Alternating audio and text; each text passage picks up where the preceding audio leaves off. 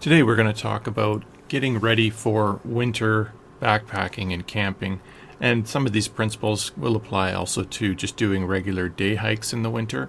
Wintertime brings about very different requirements when it comes to the backcountry. One thing for sure is you should never believe the hype of marketing specs from gear. Just because companies say, this is a tent that's rated for winter or these boots will keep you warm. Never believe what people tell you at face value. Always need to test equipment before you bring it out in winter conditions. Winter is a time that can be very dangerous, and you need to test your gear in a controlled and safe environment. We're going to cover a number of points in this video. Hopefully it will help you to get the confidence that you need, and that's really an important concept, the confidence to get out there and enjoy the winter time. Winter can be a wonderful time to see the backcountry in a way that you just will not see the rest of the year. We're going to cover safety systems when it comes to winter time. We'll talk about the layers that you should wear, talk about the sleep system that you use if you're camping and backpacking, what kind of shelter you may want to consider using in the winter because requirements will be very different, how to stake it out, stuff like that, how to handle cooking, and of course water and hydration, movement through the snow, how you should plan dealing with water and fire, how to get those things going. Very different how you're going to do that in the winter, and of course moisture management, getting sweaty, getting condensation in your tent. All kinds of problems happen in the wintertime, and many other topics we'll cover in this video, and hopefully once again you'll learn some of these points, put them to the test, and get out there and enjoy the beauty that is there in the wintertime. Let's get right into it. So the first item we're going to talk about is don't believe the hype of marketing specifications. Lots of companies that make backcountry gear, like sleeping bags, they'll say, oh yeah, I can go down to minus 20 or minus 30 degrees Celsius, and sleeping pads that you sleep on and tents that you get, they might say, yeah, it's been waterproofed.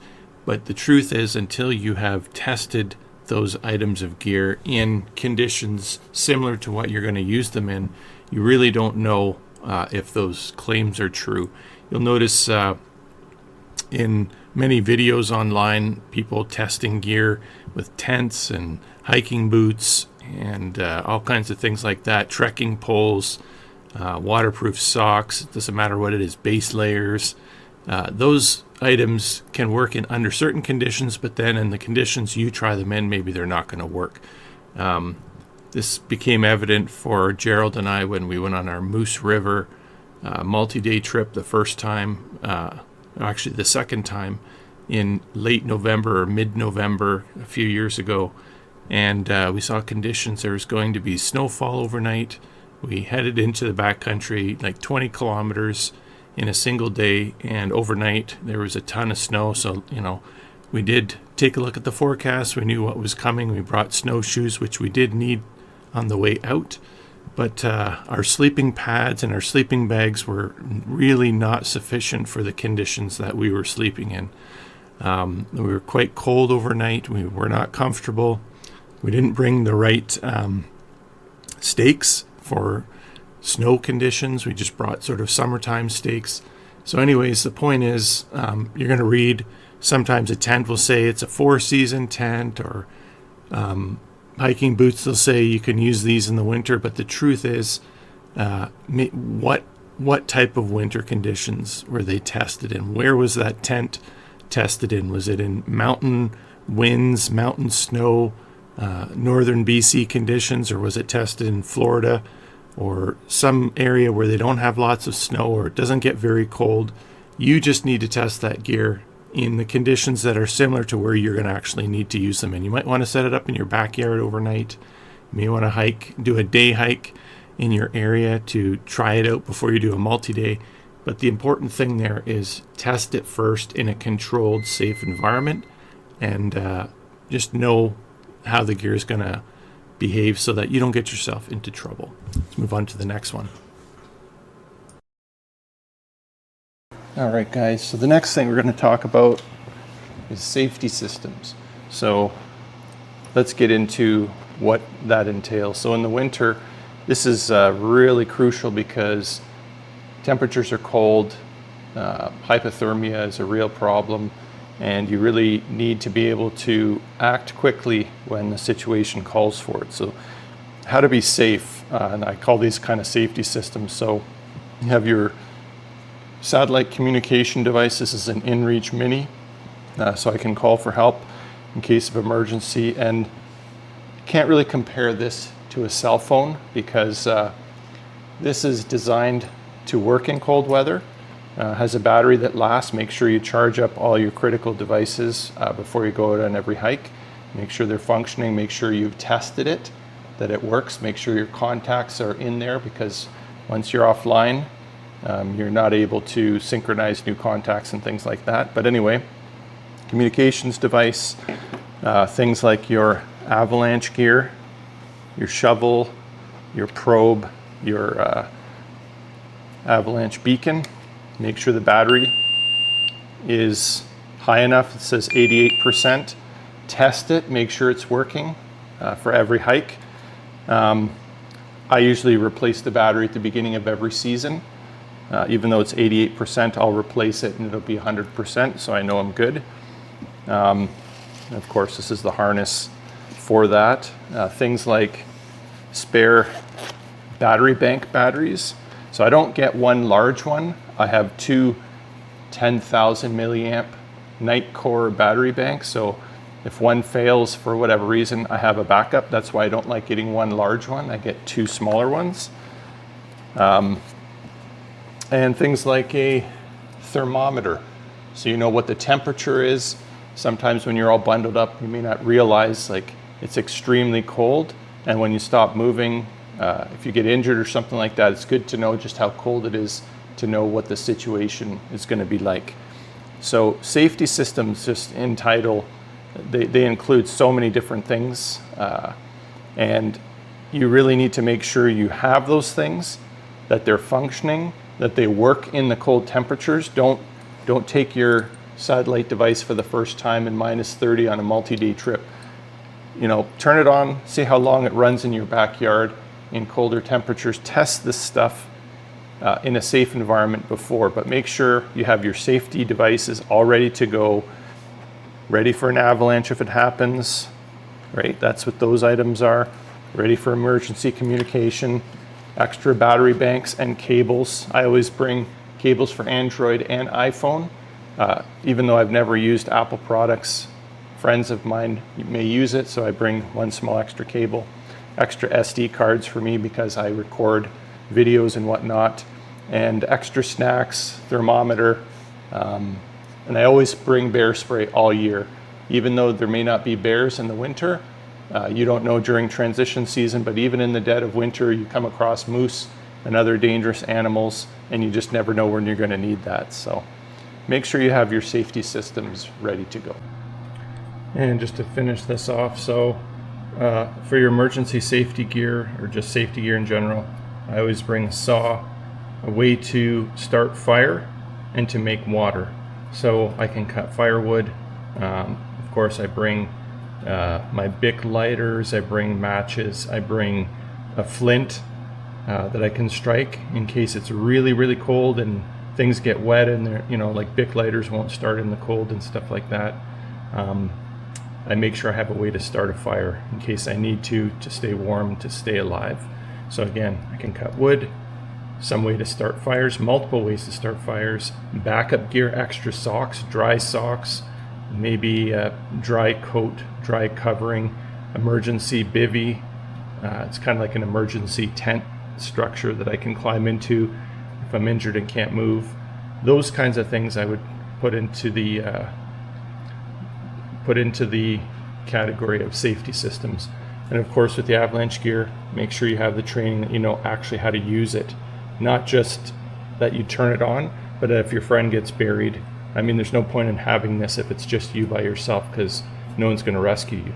But if your friend gets buried, you need to be able to find out how to search for them with that avalanche gear, with the probes, how to dig with the shovel, how to find them with this beacon device, because it has both you can find me and I can find you capabilities.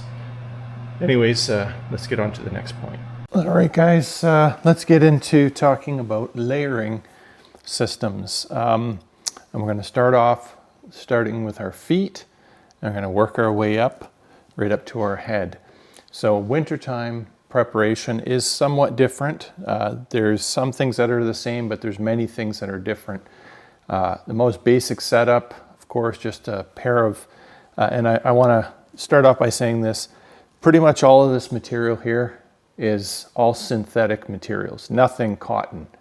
For hiking, especially in the winter, you don't want cotton because cotton kind of soaks in water and holds it and freezes, and that's not good. So you want materials that are basically synthetic, smart wool, nylon, stuff like that. And you want items that basically do not absorb water. Here comes Adventure Dog to check out what I'm doing. All right, go lie down, Pop. We have these socks from Costco, or you can get them from Amazon, just some kind of a smart wool synthetic socks that shed the water. And again, I talked about this in the summertime, but in winter, your feet can get cold. I'll usually wear 2 pairs of socks. I'm always starting off, this is a warmer pair for winter, a bit more thicker material. But these are Injinji, something like that, brand name, well known, Injinji, I think it's called. And they're toe socks. And this kind of helps for those really long days, especially if you're doing a multi-day trip or even a long day trip. Get your toes in there and it keeps the toes from rubbing, right? Because each toe is in its own sock. So this will be the first thing I put on my feet, and then I'll put the secondary layer on top of that, and that'll keep my feet warm. Thing I'm gonna try for this winter, and I did try this out last winter. Last winter I was playing with like plastic bags, bread bags, but this is just a product you can get from Amazon. And it's just, you can put over top of your socks and then you put your boots on. So this is one solution. It's like a plastic bag. I think you get 20 pairs from Amazon for like $20, something like that. But better than that is something that I've been trying this summer are these waterproof socks. These are like $25 Canadian, something like that. I've been wearing these in wet areas and they've been doing a great job. They're thicker socks as well. I don't know if the camera can really pick up the thickness, but thicker than your typical summer socks. They're waterproof. I'm going to be wearing these. I don't know if I'll be putting this on in that or just my feet into these. These are pretty thick. I'm going to try it maybe down to minus 15 degrees Celsius. I'll probably just put these on. I'm not getting blisters so much anymore, and these will keep my feet pretty warm and dry. That's the thing in wintertime. If you're just wearing this combination and your feet get wet, there's a whole bunch of stuff to do. So even if these get wet, inside my feet will be mostly dry or at least more dry, and that means better comfort. So that's why we talk about plastic bags or waterproof socks. Definitely something to consider for wintertime. Good for summer, but especially for winter, you know, you get the warmer, thick socks and keeping you dry. And then we get into the boots. So put on some layer of socks, and then we'll put on these boots, and these are Salomon, what are they? Salomon GTX Ultra 4, something like that. And these are kind of my go-to hiking boots. I've talked about these several times. Starting to get some holes in the boots after several years of massive abuse. Starting to have some peeling on the bottom, some holes in the sides. But one thing I've come to accept is these boots are never going to be perfectly waterproof. They'll be somewhat water resistant to a degree, and that's why I have a layer underneath like this. This is going to work pretty good. So anyways, I do like my sort of higher cut boots. I like the ankle support. That's my preference. These keep me warm right down to minus 20, minus 30 with the right number of socks. If I know I'm going into colder than minus 15, then I'll usually pair, maybe some toe socks with these, or if I'm not wearing waterproof, at least 2 pairs of socks to keep me warm and extra backup socks. So that's kind of the feet. And let's just talk a little bit about shoelaces. In the wintertime, when you're layering up, shoelaces matter. These ones are the ones that came with the boots. They're much kind of more soft, but they also break a lot easier. And when shoelaces get wet and they freeze, then shoelaces can snap really easily. So just to point out, these ones are like these iron wire type shoelaces that are supposed to be lifetime warranty. Even though these are great because they don't snap as easy, they're a lot harder on your boots and they'll wear into your boots a lot more easily. So that's just something to note. Whatever your shoelace system you have an extra pair. And when you're done for the day and you're going into your tent, you really want to open the tongue like this. You want to loosen the shoelaces and you want to lay these out somewhat straight like that, so that if it does freeze, you can kind of warm them up and make them bendy. But if they freeze like this, you're forced to unbend them before you can even use your shoes, and that's going to be a problem. You could snap the shoelaces. So anyway, that's just a little point to make for shoelaces. After we talk about socks and boots, we next get into gaiters. And of course, you can just picture that I have my socks on, my boots on. And we've talked about gaiters before. These are especially important in the winter time. We put these on and just basically Velcro them. And that kind of protects the foot from snow kind of going down into the boot. And that's a pretty critical thing for winter time. So gaiters are, in my opinion, a definite must in wintertime. That's the next layer that I'm using for my wintertime layer system. Socks, waterproofing, boots, gaiters. And then we move into pants as the next layer. And so if it's minus 15 Celsius and warmer, I'm just picking a pair of pants, non-cotton, some kind of fabric. If the colder, if it's say colder than minus 10, I might get a pair slightly thicker than these. These are pretty thin pants, not very thick, but they tend to provide enough warmth for me. And when you're moving, this provides enough warmth, at least for my comfort. If it's going to be colder, minus 15 or colder Celsius, I'll probably wear like this base layer, smart wool base layer pants. I'll throw those on first, and then I'll put these on, and it just adds an extra layer of warmth. If I know I'm going to be in wet conditions, or I'm going to do a multi-day trip, I will be tempted to put on my rain pants, just because these are going to keep my legs more dry.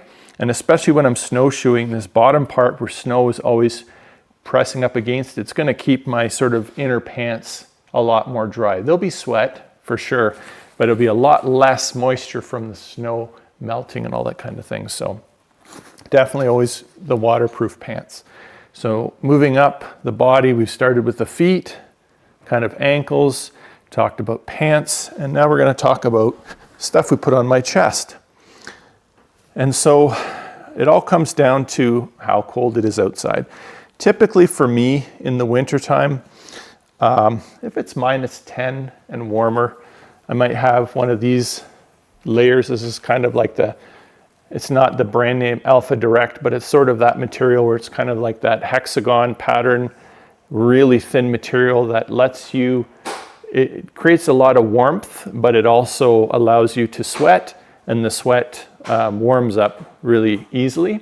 This is that sort of hexagon pattern material. Got this on Amazon. I think this is a lot of bikers on mountain bikes and stuff like that use this for their activities. I found this pretty good for hiking. So this could be my base layer, and it creates some warmth, but it also allows the sweat to pass through without really absorbing. So I might wear that, and then, some kind of a warmer layer just on my day hikes, and even on a multi-day where it's minus 10 Celsius and warmer. And I always like these zip ups on the neck so that I can vent out the heat if it gets too warm. I might roll up the sleeves to give my arms more cooling, but those two layers could be for my chest, minus 10 and warmer. But if it's colder, I might have a warmer base layer like this. Again, all synthetic type materials, kind of smart wool or nylon or whatever, so that they don't absorb the sweat. And so, you know, this is a bit more thicker material. So -12 and colder, I'll put this along with this to keep me a bit warmer. And then, you know, if it's wet out, lots of snow or whatever, then of course I'll have my rain jacket on with the hoodie and the pit zips. The pit zips make a big difference, so I can let the heat out at least somewhat, but then keep myself dry. If you saw my hike last winter when we went up Zigzag Ridge, I should have had something like this on right from the start. Would have kept me a lot more dry, especially when all that snow's melting and dropping down on you. Pretty good. And actually last year was -20 Celsius, and I think I had something like these 2 layers on with just this, and I was nice and toasty warm heading up Viking Ridge. If it gets colder, or if on a mountain summit, I'll throw on this much more warmer fleece sort of jacket that I got from Amazon. I think it's like $70 fleece jacket that I'm not afraid of getting sparks on it from the fire and whatnot. It's not too expensive. And it has the hoodie. It keeps me quite warm in even the coldest of temperatures. Again, that's for my comfort level. And so that's for the chest. Those are all the layers I've shown. And then for my head, I always have right here, this coat I always have wrapped around my waist, double tied around my waist using sort of the arms. You'll see that in the videos. And if I need a winter hat, here's my TNT Adventures labeled hat, but I'll just have a winter hat that I can throw on for warmth. If it gets really cold, or if my face is getting that wind chill, like up on the summits, oftentimes then I have a balaclava in this pocket here. And this is very important to have this in your winter kit. Some kind of a balaclava so you can protect your face from getting frostbite, just like that. And you can put this hat on top if you need more, but I found balaclavas are pretty warm overall. Very important to have that, especially if we're doing a multi-day and I'm sleeping in my tent. This balaclava, I'll just throw it over my head when I go to bed, and it'll keep me nice and toasty warm if it's really cold outside. So winter hat, balaclava, pretty important items to have. Sort of extra item in here, I do have a buff, it's called. It's kind of like a winter hat, but not really. Has a hole on both sides and multi-use. You can pull it over your head and just cover your ears or protect your neck or whatever. Just another item to stay warm. Or I can use as a winter hat if I need to in a pinch. And so that's gonna take care of from my feet all the way up to my head. And the last thing, of course, is my hands. And so what do we do for keeping your hands warm? That's probably the easiest one. I just kind of have some default layer of winter gloves. I'll wear these Costco gloves down to -10 Celsius. After that, or if I know I'm going to be in conditions that are more wet, if I'm going to be handling lots of snow and trees, grabbing things, pulling myself up, or going down steep terrain, or if the temperatures are much more kind of wet conditions or rainy, snowy conditions, I'm going to wear these Temres 282-02 gloves. I get extra large size. Talked about these before in other videos. These gloves are great. They have kind of an insulated inner layer, and these are absolutely going to keep your hands dry. And that's really important in the winter, because when you get wet, things will freeze once you stop moving and danger will set in. So keeping your hands from basically numbing up and not being able to use them is a critical thing in the backcountry. So these gloves have served me quite well so far from the testing I've done. Some kind of polyurethane material, I'm not sure exactly what, kind of like those gloves you get for the doing dishes or whatever, but really thick, and they have insulation in the middle.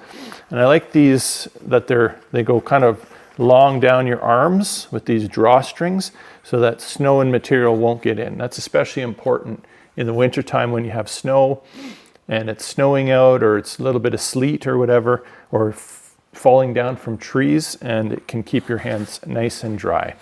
So that's for the hands.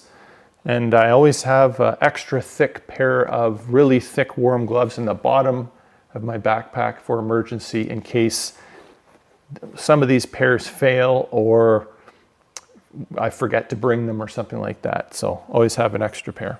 So that's kind of my layering system for the winter. That's what it looks like. Let's move on to the next item.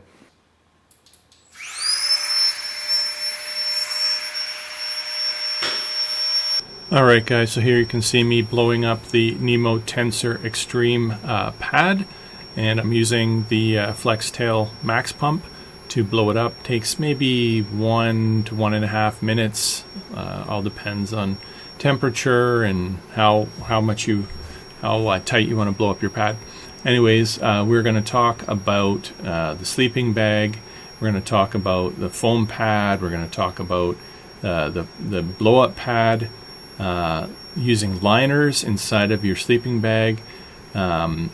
Also the fact that you put on layers when you go to bed. If you get cold, you may have your pants. You may put on your rain pants on top of that. You may put on puffy jackets, etc. All to, depending on how cold it is and how warm your sleep system is, you can adjust your layers on your body, of course, just like outside. Same with inside of your sleep system. It's important, I'll talk about this when I blow up the pad, to blow up the pad in a way that you're not putting your hot breath into it in the winter, because it does cut down on the effectiveness of the warmth of your blow up pad. So you want to use like some kind of air pump or the bag that comes with your sleeping bag, and you just kind of squeeze that bag. Anyways, you can use an emergency bivvy. Also breathing when you're sleeping. You'll notice this sleeping bag, when we show you the Polar Ranger, it has like a snorkel in the face and allows your hot air when you breathe to go out and not kind of collect inside the sleeping bag, making it more cold and wet. So that's something to consider. You don't want to breathe inside of your sleeping bag in the wintertime. You may think that creates warmth, but it creates a lot of moisture, and it's going to be counterintuitive. So we are going to now get into our sleep system. I have a whole video on this, but I'm going to kind of focus a little bit differently in that I'm just going to quickly go over the layers that I have for my sleep system and how it's different from, say, the summertime. And I guess to start off with, I will grab my summertime sleeping bag here.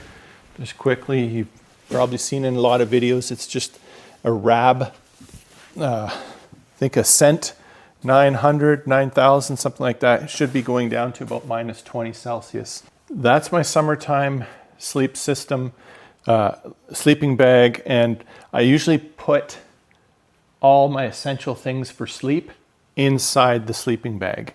And so when I'm switching over to wintertime, it's really important to move anything over that's shared. And what's shared? Things like my pillow, blow-up pillow. I'm moving that from my summertime sleeping bag into my wintertime sleeping bag. A dry pair of socks into my wintertime sleeping bag. Wintertime sleeping bag always has this balaclava. It's a very thick, very warm balaclava. That's when conditions are very cold, say colder than minus 25, I would say. Otherwise, I just have this regular balaclava, and I guess I could layer them both up if I absolutely had to. But these things will go right inside the sleeping bag, so when it's time to go to bed, all the stuff I need is right there. I also have a little microfiber cloth. This is maybe to dry off my feet if they're wet after a day, also to dry off condensation from the tent. I just kind of keep it in there in case necessary. And so for the sleep system, this is the Polar Ranger. This sleeping bag, I'm not going to go over all the details. I have a video getting into all the details, but fabulous for wintertime camping. I never have to worry. I can unzip these arm connectors, and that lets me stick my arms out or to vent if it's too warm. So pretty good for wintertime. Of course, I have a liner here in case I need it. This goes inside the sleeping bag.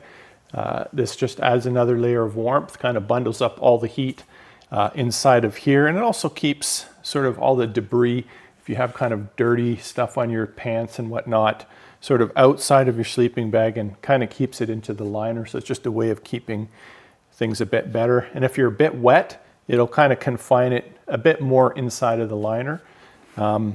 And so, of course, we have our Nemo switchback foam pad, and that's sort of a base layer to keep the coldness from kind of penetrating through. And then we have the Nemo tensor pad. And I guess I should mention a few things here.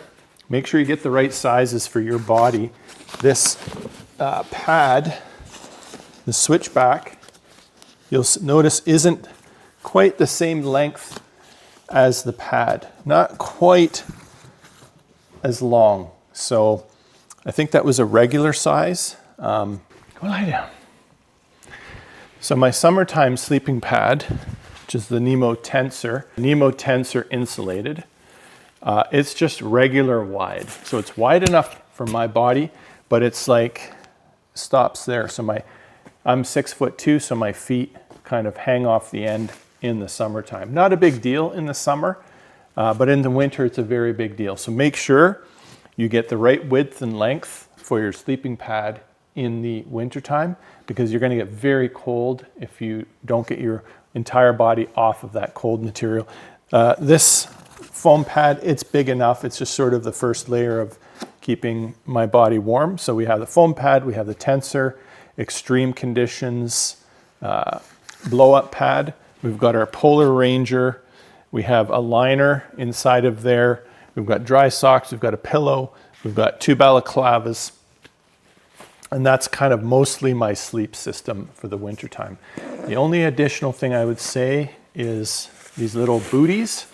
These are, again, rab, but there's all kinds of different types of camp booties you can get online. But these, if it's really cold out, yeah, I'll have socks on, but I can pop these on. I can wear them around camp if the snow is packed decently and I'm not really sinking, if the snowshoes have packed it well. But definitely these wear well for bedtime to keep my feet warm in the foot box if it's really cold out. So everything there that you've seen, and of course there's another one in here, and they pack really small. All of this gear right now, I'm going to put it all inside the sleeping bag. Everything I need is in there. The system is ready to go. And there it is for my sleep system. So how is it different from summertime? Well, summertime I don't have the foam pad. In the winter, if for some reason this pad, sometimes it will deflate in the middle of the night because it gets really cold, and especially if you have warm air that you blow from your mouth into here, that's going to take some of the warmth out. It's going to create moisture. That moisture could freeze on there and be a bit more cold. So in the wintertime, when you blow up your pad, either you want to use a pump. Pretty good idea to use something like that in the winter.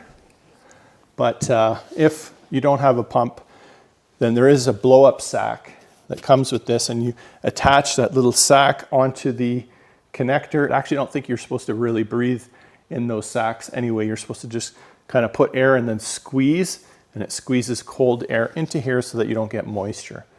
So that's sort of the difference for wintertime. It's pretty important to not just blow hot air into there to keep it nice and warm and keep the R value of your pad. So foam pad, blow-up pad, a decent rated sleeping bag.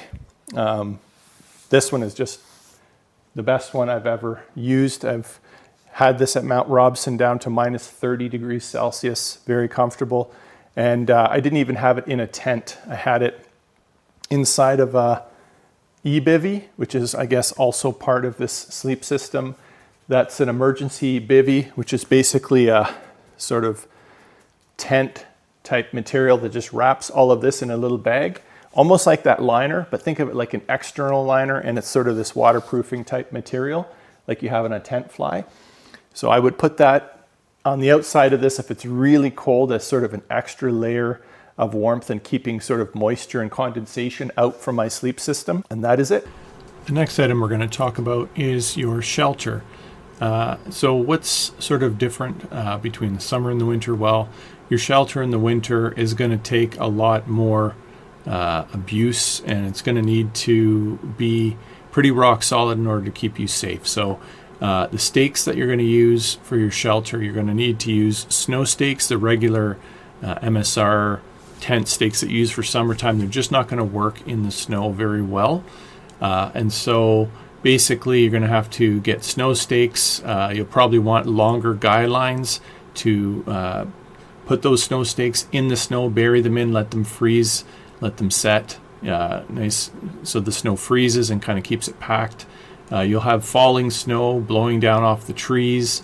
When it's windy, when that snow is thick and maybe wet, even if it's powdery, you get a wind coming through the mountains, it's going to blow it down on top of your shelter potentially. So you want to be kind of careful to not set up too close to trees, but of course you still don't want to be fully exposed to the elements. So staking out will be different. Controlling airflow is very important in the winter. I use the X-Mid 2 trekking pole tent, and it does tend to pull the bottom of the tent sort of up. But all I do in the wintertime, I don't use the inner part of the tent. I've made other videos about this, so I won't spend too much time on it. I'll link those other videos in the description of this one. But basically I just I bring my shovel, my avalanche shovel, and I dig snow and put it around the edges so that if there is any too much of a gap from the bottom of the tent to the ground, I can just cover that up with snow and make it so I don't have too much airflow. But you do want a good amount of airflow. There's kind of these two principles that I believe in. If your tent is too warm, you'll tend to get more condensation in your tent. If your sleep system is warm, plus having good airflow, then you're likely to stay warmer and drier and have less condensation. So I try to make sure that my sleep system is warm. My tent is really there to, it's a first layer of keeping the wind off, but it's keeping the snow and the rain, the elements off of me, but it's not really there to do a whole lot to keep me warm. That's really where my sleep system and my layering comes in. So I do have, in the X-Mid 2, there's those airflow places up top in the peaks, and I make sure those are open. Sometimes I might have part of the bottom of the tent open if I want a bit more airflow, but I make sure that my sleep system is nice and toasty and the air kind of comes through in the tent. So I'm warm inside my sleeping bag. Anything that's important comes in the sleeping bag with me, and the rest of the tent, anything that's outside of that sleep system is going to be frozen solid because it's cold out there. So my shelter, that's the way I set it up. I just use the fly. I use the snow stakes and not too close to trees, and anything important goes inside of my sleep system so it doesn't freeze solid overnight. And that's the shelter. All right, so we're going to talk about our cook system, stoves and whatnot when it comes to wintertime and pots. So you need a bigger pot for wintertime, and that's because where do you get your water for wintertime? Usually from the snow, right? Usually the water sources are frozen over. It might be very hard to get to water. If you can get it from a creek, great, but basically you have to plan that you might not be able to do that. And so these typical stoves, whether it's the MSR Pocket Rocket or BRS, there it is. Tiny, tiny, tiny little stove. Open that up. And so you're going to screw your canister on the bottom like this, pull this off, screw it in, and turn on the regulator, put your pot on top. And your typical stove for summertime is going to be like this, where your stove is upright, where the nozzle is up here. Let's just show that, right? So the nozzle's facing up. And that's not going to work in very cold temperatures in the winter. What do I mean by that? So That's where a stove like this, which is the MSR Win Pro 2, comes into play. If you're going to stay with these isopropyl, what are they called, butane stoves, with the canisters, and you're going to go in cold temperatures in the winter, you're going to want a stove like this. And it's like a remote stove, they call it. So the canister screws in to this end of the pipe, still has a regulator here, and this little plastic clip thing here holds the canister upside down. Why upside down?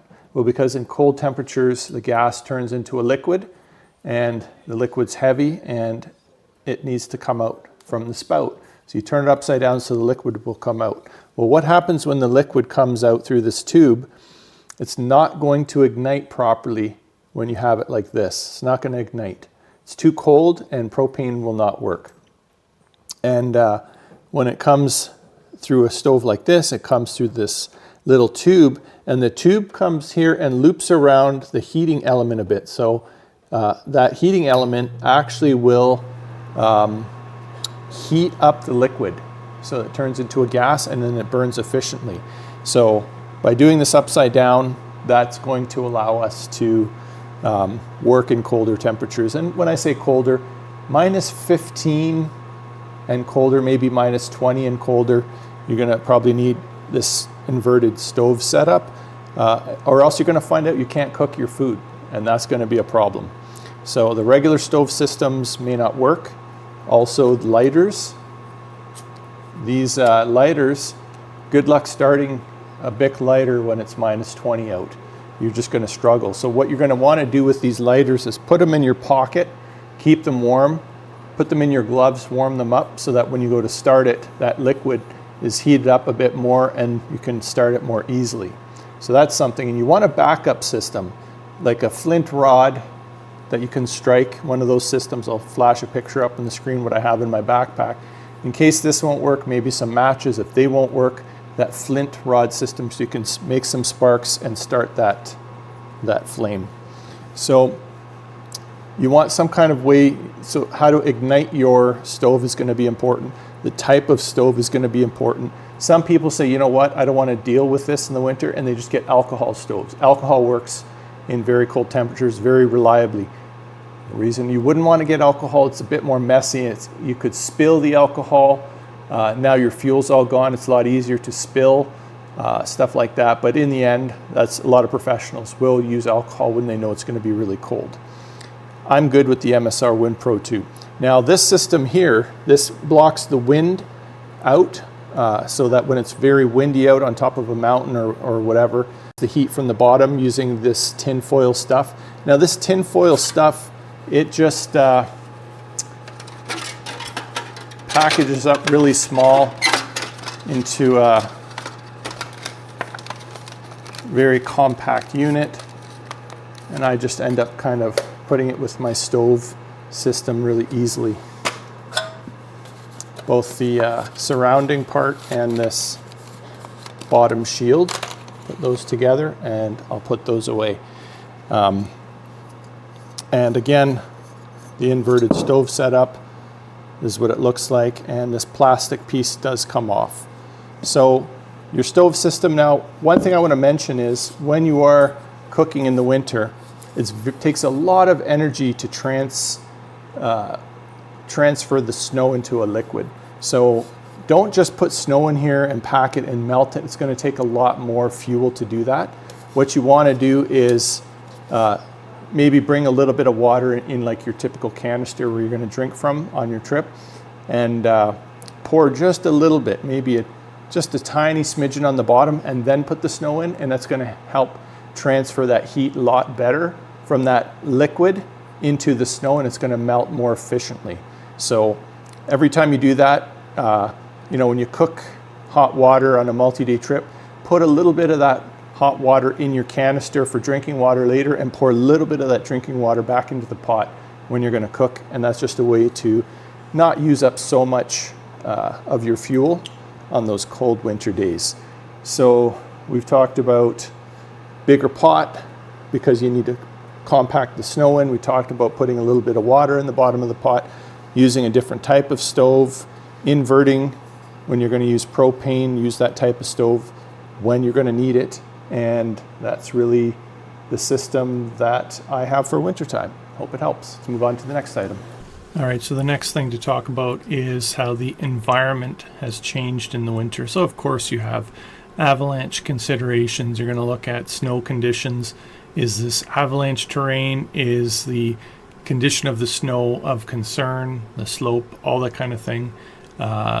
Is water being hidden below that snow and it's not frozen over? There's all kinds of things that you need to consider on that. The temperatures. Is it close to zero, and so you kind of have a little bit of ice under the snow, maybe a lot more slippery? Or is it super cold, minus 25 or whatever? Do you need to have the right kind of gear to be able to handle that, as we've talked about other things like the sleep system and cook system and all that kind of thing? Also, the daylight hours are going to be a lot less in the wintertime, so bring headlamps. Make sure those headlamps work in the cold temperatures that you're going into. And of course the exposure, what's the wind like? Wind can be pretty dreadful in the winter with the wind chill. It can really create some problems with frostbite. When we did the crossover hike between Viking Ridge and Sugar Bowl Mountain the first time, I think my nose was starting to turn white and I didn't even feel it. And Gerald turned around and said, "Man, half of your nose is white." So I put on the balaclava right away, and luckily I avoided getting frostbite. And of course, starting a fire and having the fuel to be able to cook something, or even to be able to get fuel, maybe a small little hand saw so you can cut some firewood if you need to, if you get injured or you need to stop somewhere. All of that is pretty important to deal with the environment you're going to be in the wintertime. Next thing to talk about is food, bringing the appropriate food for winter.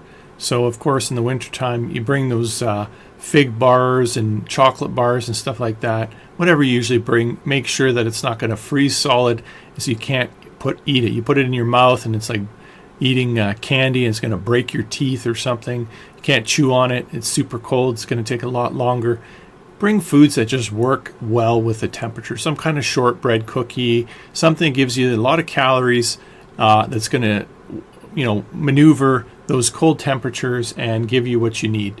You know what you like to eat, and so just make sure the food's appropriate for wintertime. And of course, the last item we're going to talk about gear management. All right, so let's talk about gear management. First of all, you're going to want to have things that are quick access requirement on top. Easy to get to, quick access. And of course, I'm talking about things like maybe your rain pants, maybe some extra gloves. If you're not wearing a hat because you're really hot, something that you can quickly throw on your head. If it's really hot, you're going up the mountain, a quick way to throw on a jacket. All that kind of stuff to keep you warm, to keep you dry, should be very quick to access. Things like your micro spikes. If you're not wearing snowshoes, right, and you get to a place where it's really slippery, you don't want to have to be digging a lot through to get stuff that is frequently required. Get that quick access, right? Maybe it's in the back pocket of your backpack, maybe it's right on top, easy to get to. So things that you need during the hike, quick access. And that's basically quick access items, helps you stay dry and warm, hydrate, and things like headlamps. I should mention headlamps should be quick access because in the winter things get dark pretty quick. And then there's the strategy of gear management during camp setup. So first you have your site selection, you pick where you're going to set up camp.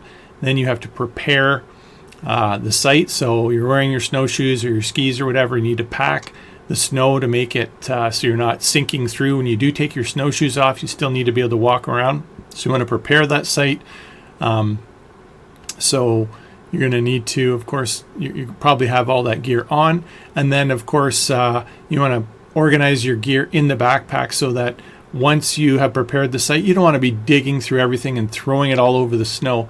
You want to pack your tent stuff pretty close to the top so that you can pull out your shelter, set it up right underneath the shelter. Maybe your sleep system would be there, so that everything's sort of in the order that you're going to need it. You don't want to be fumbling through. So during camp setup, have your gear in the order it should be.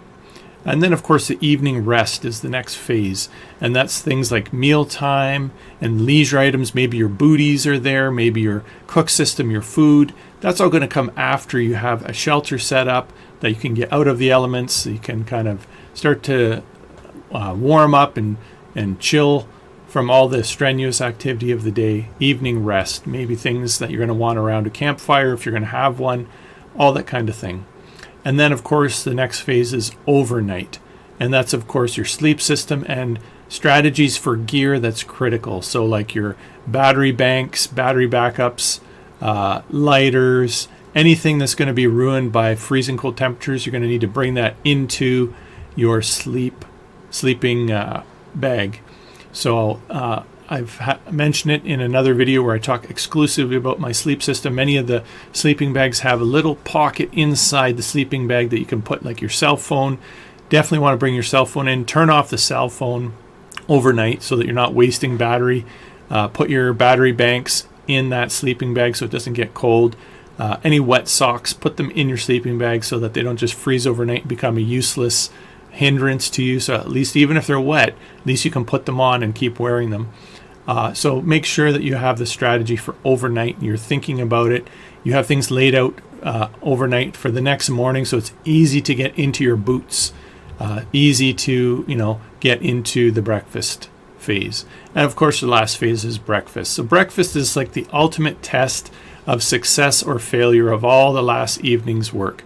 If everything's good, it's easy to get your stuff to make breakfast. Get it all going, get your water, your stove melting, breakfast made, maybe make a fire, get nice and warm, and have a great breakfast, pack up, and head out. So these are all the items that I am sharing in order to prepare for wintertime camping. I know it's a long video, but there are a lot of items to think about. These are things that I've learned over the years camping up here in northern BC, and I've noticed can be a little bit different for the wintertime. Hope it helps you. If it does, leave some comments below and click the like button, and I'll catch you in the next one. Thanks.